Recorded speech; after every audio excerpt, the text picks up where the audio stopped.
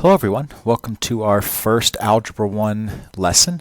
Today we're going to talk about some categories of numbers, and maybe you've talked about these categories before, maybe you haven't, but it really just sets the stage for what's to come, not only in algebra, but Algebra 2, geometry, pre-calc, and calculus, if you get there in 12th grade. So before we jump into any actual learning, let's talk a bit about what can be expected from these videos and what I expect from you. So these videos are probably going to be about 15 or 20 minutes. I'm trying to keep them a little short, but that's because I want to give you the opportunity to pause, rewind, listen to things again if you need to. You will have a guided notes packet to follow along with, so you're not just clicking play and watching, but you're interacting with the video. You'll be attempting problems before you watch the explanations and solutions. So your goal is to be engaged the entire time, just like you would in a regular classroom, except now you have the advantage of being able to pause, again, listen to things multiple times if need be. So again, our objective for today is that you will be able to differentiate between rational, irrational, integers, whole numbers, and natural numbers by the end of today's lesson. Again, maybe this will be a review for you. If so, great. Still watch the video because you may pick up a thing or two. And if it's new, well, then that's good because that's where we're starting out. So the first thing I need you to do is look at these numbers on the paper. We have a bunch of different kinds, and I want you to group these into two groups and kind of think about why you're placing certain numbers where. So pause the video, take a minute or two to do that, and then come back here and listen to the discussion. Okay, so there's clearly many ways that we could break these numbers down, and there's no real right or wrong ways as long as you have a certain explanation. Maybe one group that you do positive and negative. Negative is spelled with an N. Of course, then you'd be uncertain as to where 0 should go, right? Because it's neither positive or negative. But that would be a reasonable split. Maybe you wanted to do numbers without decimals, right? So maybe you put 12 and 1 and -8 and 0 in one group, and then you put all the other numbers in the other group. Or maybe you put square root of 36 in the first group as well, because that also simplifies to 6. So maybe you were thinking, Mr. Fawcett, why did you tell us we only had 2 options, right? Maybe you'd want 3, 4, 5 different groups that you wanted to place these numbers in. So that gets into our next question. It says, could you break up the numbers into any smaller groups? If so, group the numbers in the space below. Be prepared to justify why you place the numbers in specific groups. So go ahead and do that if you feel like there's other groups that you could place these numbers into, and then we will continue. Okay, so now you may have several different groups, right? And let me just I will put out a possible grouping. So maybe you put 12, 1, and 0 together because they seem like they should go together. They're all whole numbers. Maybe even put -8 in that group. Who knows? Maybe in the next group you put 4.33 repeating. Maybe you put 2.31452. And that decimal continues. It does not terminate. Maybe in the next group you put pi and e because they don't even look like numbers to you. Maybe you've worked with pi, maybe you haven't. Maybe you know what the number e is, maybe you don't. That's okay. And then in another group, maybe you put the 1/3 and 3 divided by the square root of 10 because they're both fractions. And then in another group, maybe you put the square root of 36 and the square root of 5. And maybe in your last group you put, oh yeah, are we missing any?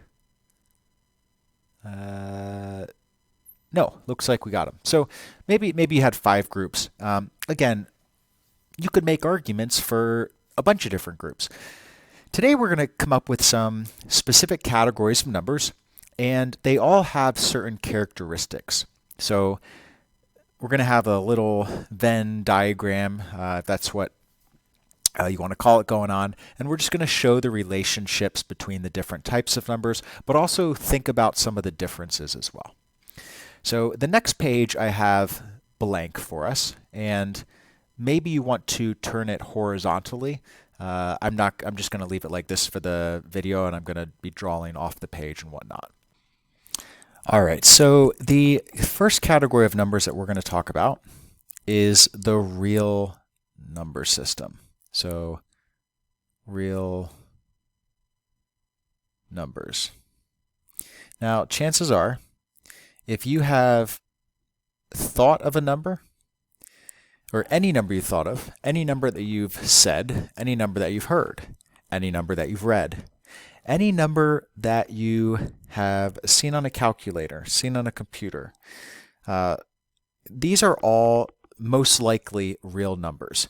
It doesn't mean there aren't other sets of numbers out here, but because there are, but you just haven't been exposed to them, most likely. We'll talk about some other numbers maybe towards the end of this year. They're called complex and imaginary numbers. But you will certainly get into those come Algebra 2. Since we're not going to get into them much this year, if at all, we are going to not discuss them at this point. So we're going to discuss all the types of numbers that we might work with this year. That way you have a solid foundation of the different characteristics. I will start to give examples of the different categories, or the numbers in the different categories. But since real numbers includes everything, I'm going to hold off on any examples at this point. Now, the real numbers can be broken down into two categories. We have the irrational numbers. I guess I could have used a different color. That's okay. And we have the rational numbers. So let's do some examples of rational numbers first. Some of these examples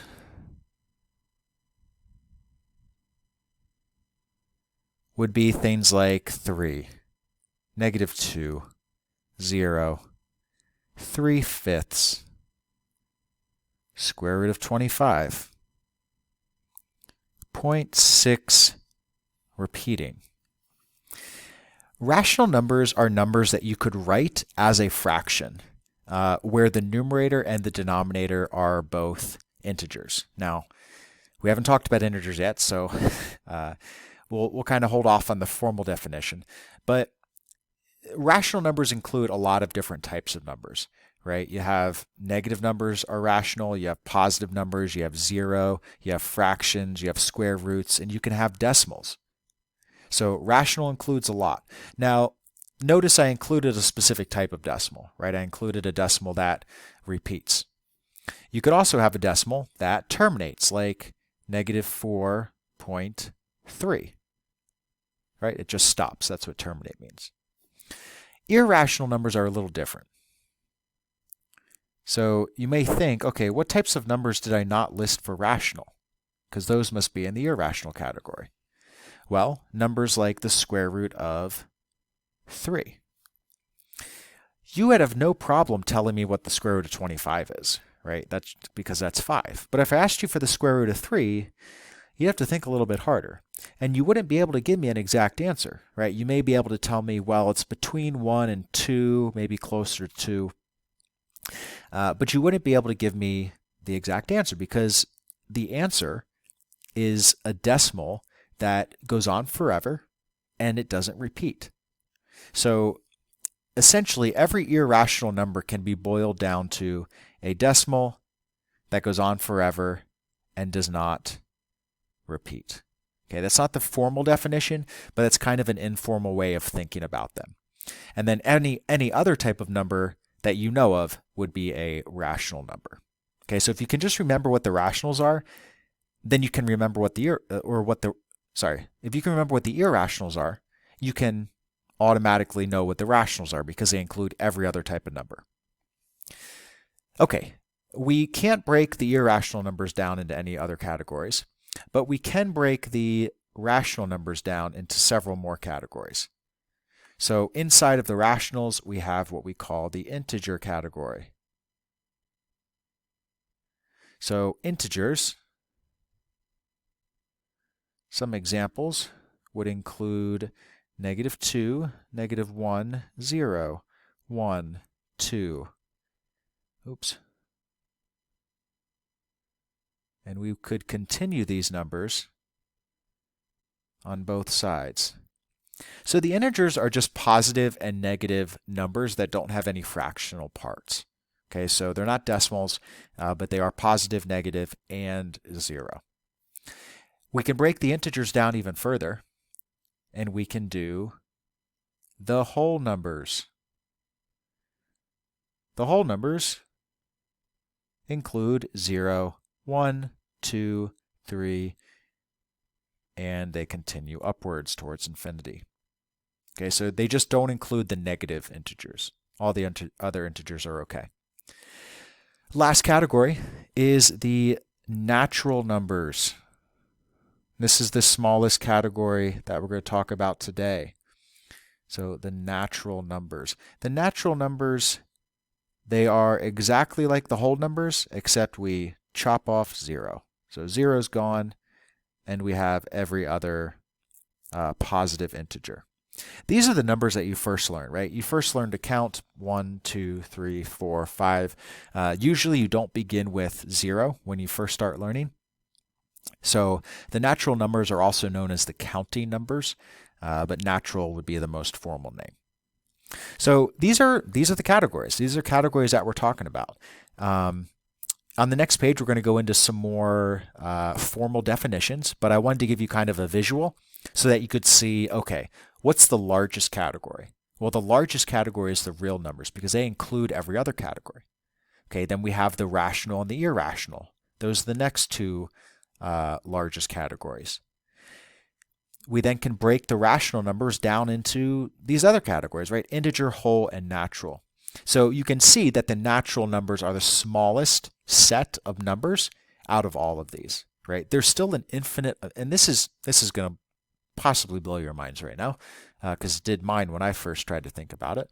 But the natural numbers, there's an infinite amount of them, right? You can count as long as you want to, and you're never going to list all the natural numbers, because if there's an infinite amount, there's always going to be one more that you're missing. So if there's an infinite amount, well, you would think, well, how can there be something bigger than infinity?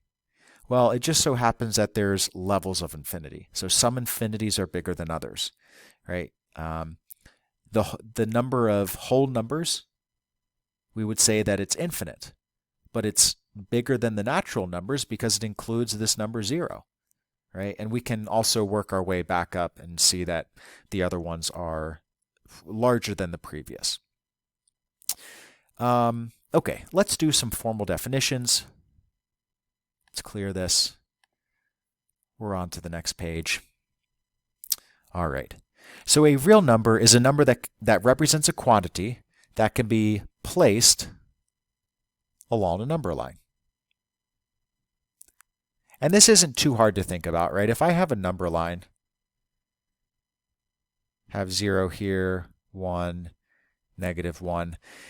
Because there's arrows on the sides, right, that means that we're going to continue to go to infinity in both directions. So we're going to go towards positive infinity, and we're going to go towards negative infinity.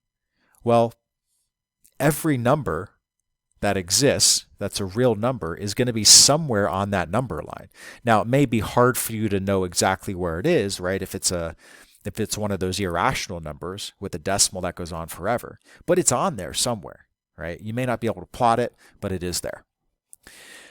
The rational numbers, a rational number is a number that can be expressed as a fraction where the numerator and denominator are integers. So this is the quote-unquote the formal definition.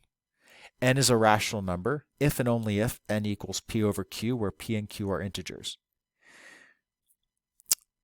I know that seems really formal, but just think, if you can write the number as a fraction, Okay, if you can write the number as a fraction where you don't have any decimals in your fraction or square roots, then it's a rational number.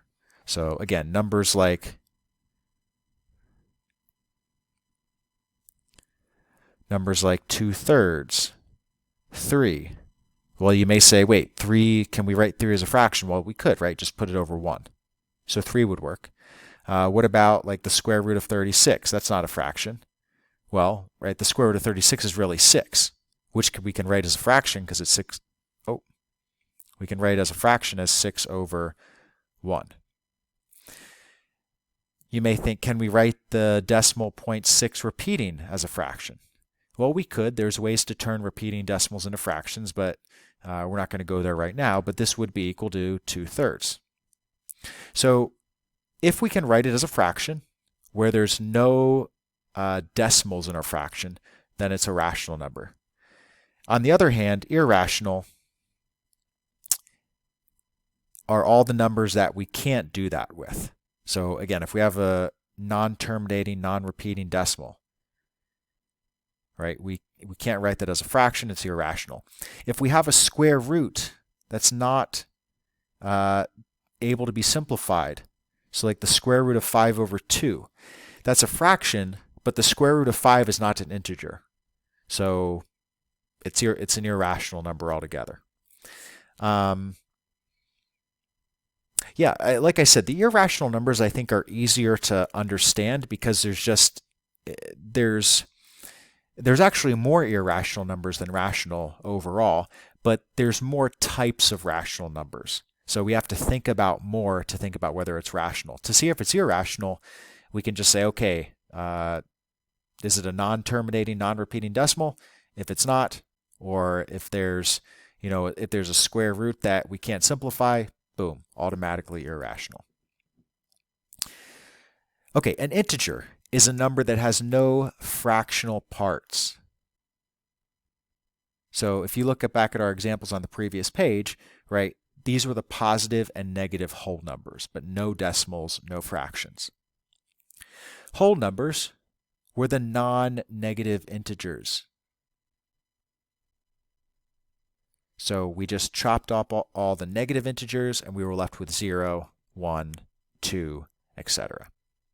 And the natural numbers, these are just the positive integers. So the only difference between natural and whole numbers is that the whole numbers include 0. Okay, so we are basically towards the end of this video. I just want to have you answer one more question, and it's down here. So it says, why is knowing these categories important? You might say, Mr. Fawcett, I can add, subtract, multiply, divide, etc. So why do I need to know if a number is rational? What do you think? Are there any times outside the classroom where you know how to use something but don't really understand where it comes from or what it's made from?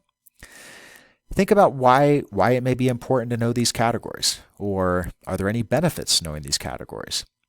So take a minute or two and then put down an answer and then come back and we'll hear the final discussion. All right, so you may have said a number of different things, but I think the biggest thing is just that it gives you a better understanding. It gives you a better sense of numbers overall, right?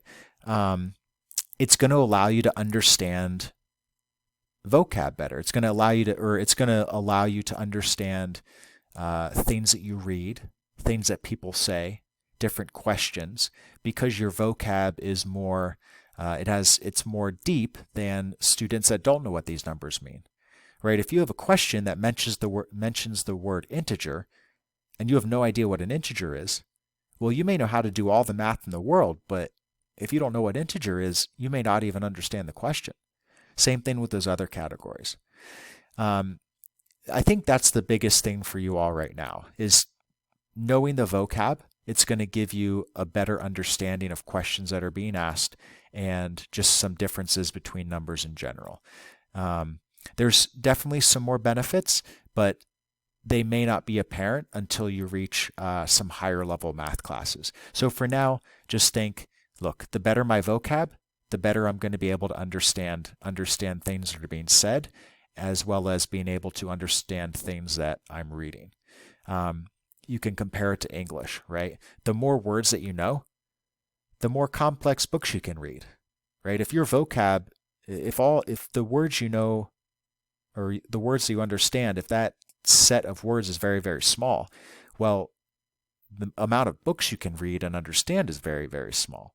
The more vocab you know, the more interesting stories are, because you don't ever have to skip over a word and be like, I don't know what that word means, right? You understand the books to a deeper level. It's the same thing with math. So we're going to pause there. I will give you a chance to practice what you learned today, and basically it'll just mean you'll get a number and you'll have to sort it into a certain category. But we'll get to that at a later date. Enjoy the rest of your day, and I will look forward to seeing you at our next video.